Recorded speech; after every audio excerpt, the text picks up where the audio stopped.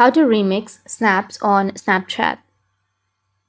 So if you want to remix snaps on Snapchat, then first you need to open up your Snapchat application. Once you open up your Snapchat, now you just need to simply go with the memories and select the snap that you would like to remix. Once you've selected your snap, you just need to simply tap and hold on to that snap for a few seconds and you will get a few options, right? Which is delete snap, hide snap, favorite, edit, remix, copy, export, or send snap, right? So you just need to simply tap on remix snap.